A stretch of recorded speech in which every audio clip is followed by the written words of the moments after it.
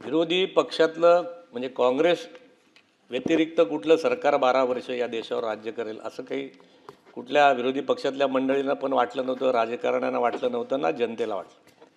परंतु गेले एक केंद्रातलं सरकार राज्य करतं. आम्ही मंडळींनी सरकार येताना अशी घोषणा केली होती की पार्लमेंट से लेके पंचायत तक जर आमचं राज्य आलं तर आम्ही शेतकरी, कामगार, गोरगरीब या सगळ्यांना मदत करू. आता कधी नव्हे ते आमचं पार्लमेंट से लेके पंचायत तक राज्य आलेलं आहे. मी या 260च्या अंतर्गत या प्रस्तावाचं समर्थन करतो. माननीय मुख्यमंत्री, उपमुख्यमंत्री दोन्ही सगळ्यांचं कौतुक करतो की त्यांनी फार सुंदर राज्य या ठिकाणी चालवलं. पण माझी विनंती आपल्या माध्यमातून सरकारला आहे की हे जे 12 वर्षाचं एक तपाचं राज्य झाले तर पुढच्या 12 वर्षाचा महाराष्ट्राचा एक संकल्प आपण करावा आणि या 12 वर्षाच्या संकल्पामध्ये त्या विभागातला आपला शेतकरी, कामगार, इतर सगळे घटक पुढच्या 12 वर्षानंतर कुठल्या पायरीवर असतील त्याला आपण कुठे घेऊन जाणार आहोत याचा एक संकल्प मला वाटतं या प्रस्तावाच्या दरम्याने माध्यमातून सरकारने घ्यावा. जसं कोकणाच्या माध्यमातून मी आता कोकणातनं येतो, मी जर कोकण विभागाचा विचार केला तर कोकणामध्ये गेले 60 वर्ष 70 वर्ष त्याच अडचणी, त्याच चुका, त्याच गोष्टी आपण करतो. 3,000 4,000 मिलीमीटर पडणारा पाऊस, पण त्याचं अजूनही नियोजन योग्य प्रकारे होत नाही. अजूनही कोयनेचं पाणी आपण वीज निर्माण केल्यानंतर सगळं समुद्रात जातं. समुद्रात गेलेलं पाणी फुकट जातं आणि कोकणामध्ये जवळजवळ 2-3 महिने पुन्हा पाण्याचं दुर्भिक्ष येतं आणि टँकरने पाणी जावं लागतं. म्हणजे करोडो लिटर TMC पाणी फुकट जातं. आता हे कोयनेचं पाणी जातं चिपळुणात, पुन्हा चिपळुणातल्या पावसात परत ते घरात शिरतं आणि पुन्हा चिपळून तुंबवतं. त्यामुळे या पाण्याचं नियोजन जे आहे शेतकऱ्यासाठी, शेतकऱ्याच्या पोरासाठी, त्याच्या ढोरांसाठी, गायगुरांसाठी मला वाटते सरकारच्या माध्यमातून कोयनेचं पाणी संपूर्ण कोकणभर खेळवायला पाहिजे. तर त्याची शेती मला वाटते समृद्ध होईल आणि पाण्याचा योग्य तो वापर आपण शेतकऱ्यांसाठी केला असं मला वाटते पुढच्या 12 वर्षाचा संकल्प करावा.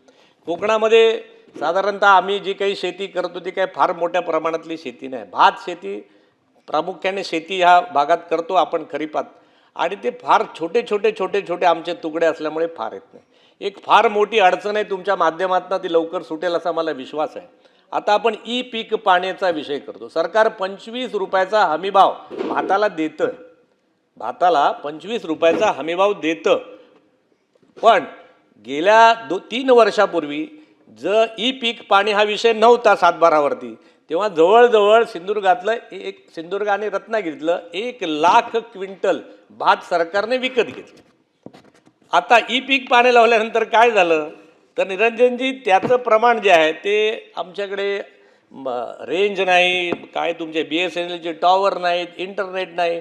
या गोष्टीमुळे आता सचिन भाऊ 25-26ला सभापती साहेब आमच्याकडे जी भात खरेदी झाली ती त्याच्या निम्मी झाली. म्हणजे 50 लाख क्विंटल फक्त भात खरेदी झाली.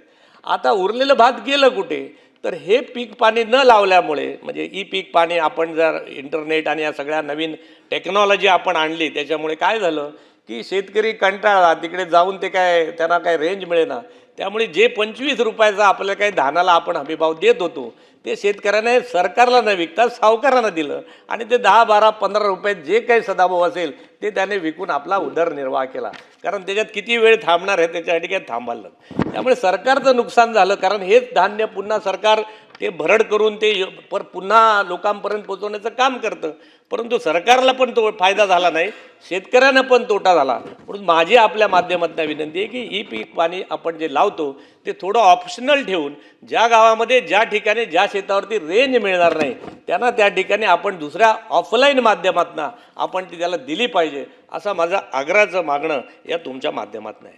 आम्ही आता आमच्याकडे भाता व्यतिरिक्त आमच्याकडे येतं आंब्याचं तर या वेळेला मंत्री महोदयजी, सभापती साहेब, डिझास्टर आमच्याकडे झालं. म्हणजे एवढं नुकसान आमच्या गेल्या 25-50 वर्षामध्ये आंब्याचं नुकसान झालं नव्हतं, एवढं झालं. आता तुम्ही काही आंब्याला जी काही सरकारच्या माध्यमातून तुम्ही काही आम्हाला तुटपुंजी मदत होते त्याने काही फार होणार नाही. कारण एका झाडाला 5-50 रुपये पण येत नाहीत, 50 रुपये पण एका झाडाला मिळणार नाहीत अशी आमची ती मदत झाली आहे. त्यामुळे माझी तुमच्या माध्यमातून सरकारला विनंती आहे की यावेळेला किमान फार मोठ्या प्रमाणात आंबा पीक रत्नागिरी, सिंधुदुर्ग, रायगडच्या काही भागामध्ये झालेलं आहे.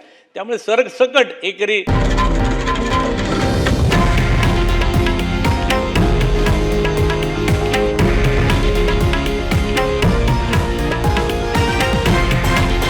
हे आहे देशातील नंबर 1 न्यूज नेटवर्क आणि आपण पाहत आहात TV9 मराठी, एकमेव.